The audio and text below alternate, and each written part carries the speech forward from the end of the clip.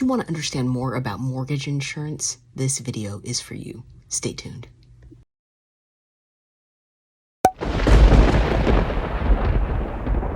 All right, so it's Ashley Keller Williams Real Estate. I'm here with Naz of Guild Mortgage. And we're going to talk about a really interesting topic, mortgage insurance, what you need to know. So we're going to just kind of bat it back and forth.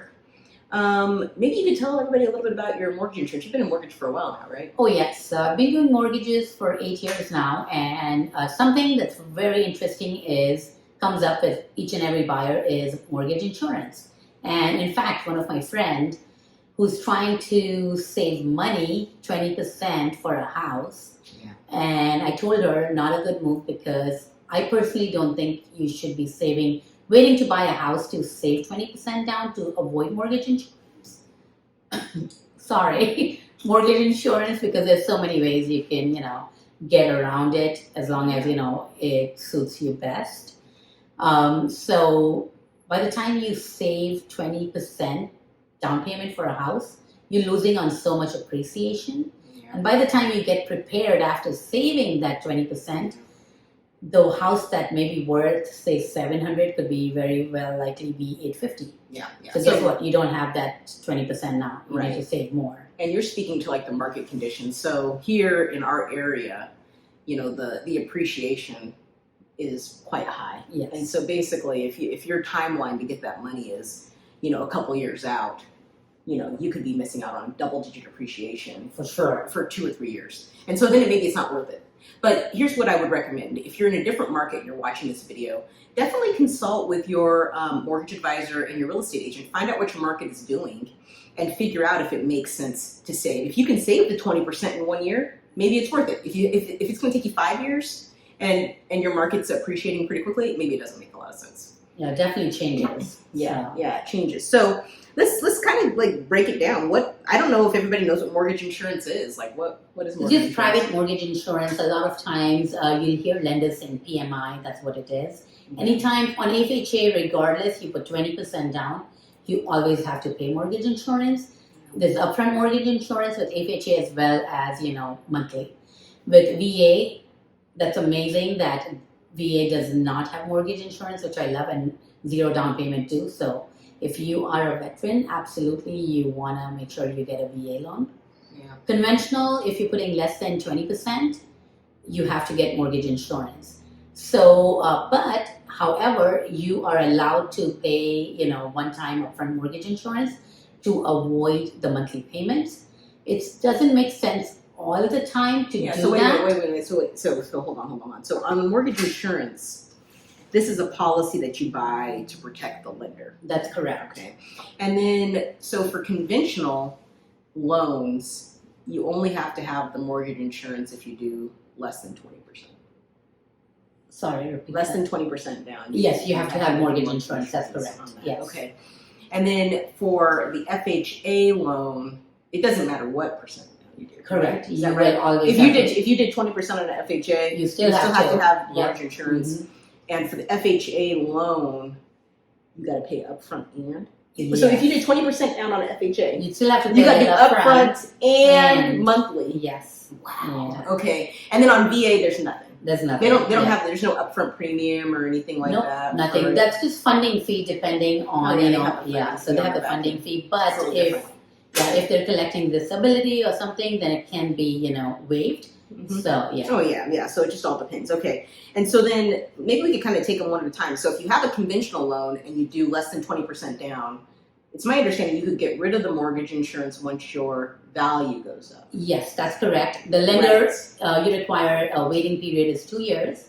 And then you do appraisal. It's like not an extended appraisal. It's just shorter form of an appraisal. Are like guilt charges $150.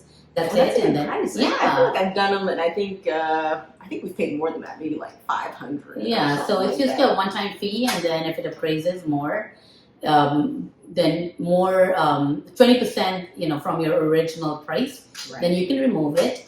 And then the other way would be to, as soon as it reaches 78% loan to value, the lender will automatically remove it.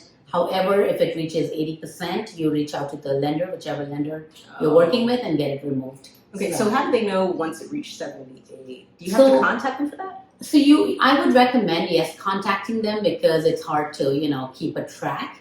So it's always best to reach out to your lender and help them, have them calculate that for you. Okay, so as if I have the mortgage, I should just kind of watch it. So I've never seen it. So they automatically take it off? Yes, at 78%, they're required to take it off, and it will be. Yes. Okay, so they take it off automatically. So that's conventional. But if you have FHA, it's for life. Yes, it's forever. However, you can refinance your credit goes up, and it's a good time to refinance. You may be able to do debt consolidation or save on the interest. Refinance it to conventional, and then you can remove it. Yeah. So but it's a bit more expensive, right? Because like a refi, I don't know what is that. It depends on the individual situation, and as long as they're saving money and the break even, is like within a year or so, I recommend. And then even the escrow fees are way lower than a purchase. Okay. So just depends, and then if you are with the same company, you're saving on the prepaid with your lender. Yes. Okay.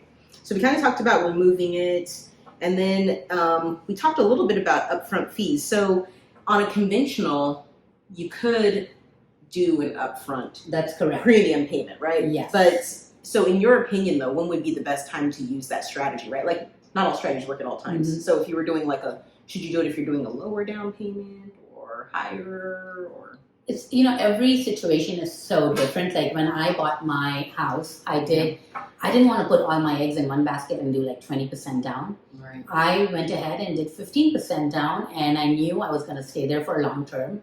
You want a lender who will always calculate a break even for you, see when you break even with the amount you're spending. Yeah. So for me, it made sense because it was a long term goal, and I was going to break even, and I believe it was a year and a half or 2 years.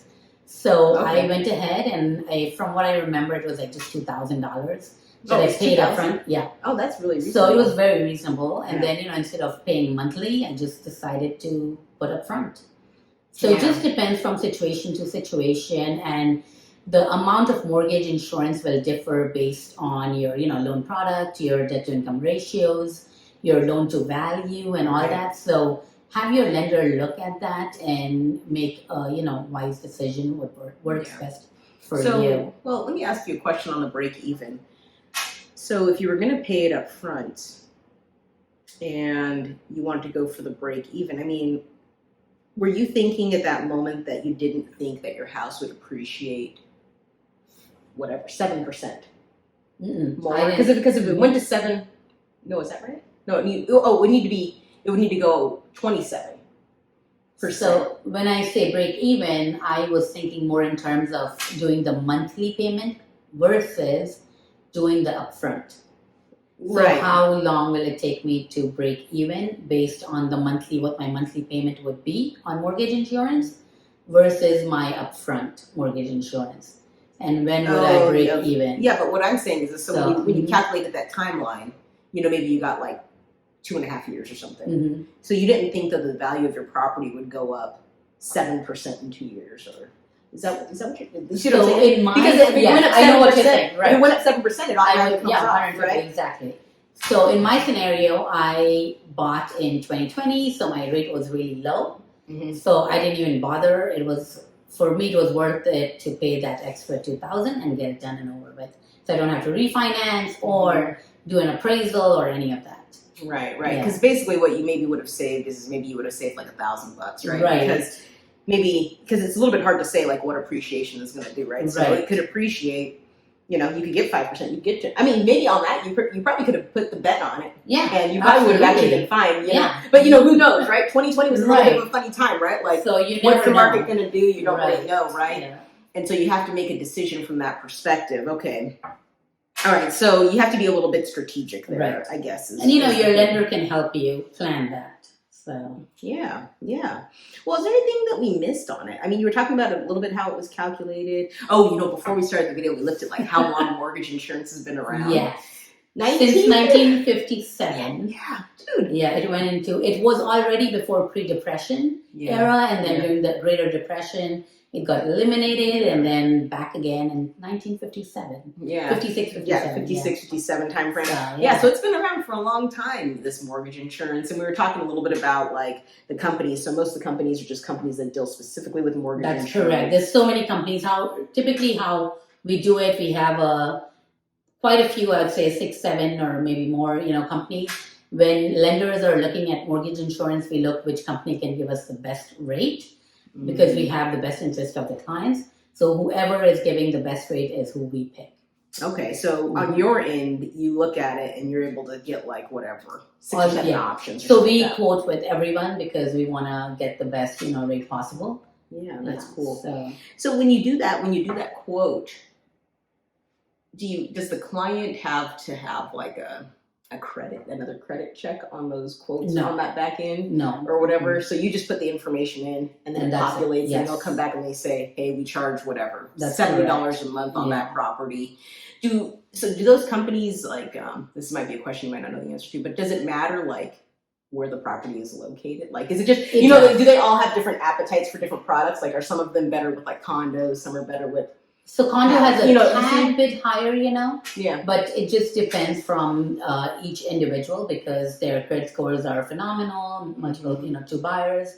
So it wouldn't even impact them as much. Right. So, but the credit is not pulled. They have all the information as far as housing goes and the area and county and all that. Okay. So it doesn't really matter because we already have the information and we're supplying directly to the mortgage insurance companies. Okay. So they know all the details, what... In advance, like what the product is, they know about the buyer and all that stuff. And then if you, of course, if things change, say you went from, you're putting less down, then yes, it'll impact your mortgage insurance. Right. Yeah, because, you're putting lower amount now. And then also your debt to income ratios are impacted. Yeah. Well, yeah. I mean, that might be another reason to do upfront, right? If you're trying to help the DTI. Yes. You might do an upfront premium payment, right? So that way you can keep that ratio in mind. Absolutely. Okay. Well, shoot. Well, this is really good. Is there anything else that I missed on mortgage insurance? Anything else to add there? I think we covered a good, chunk. Yeah, me too. Well, thank you so much for being here. Anytime. Yes. That is the video. So please like the video, subscribe to the channel, and we'll see you again on the next one. Take care.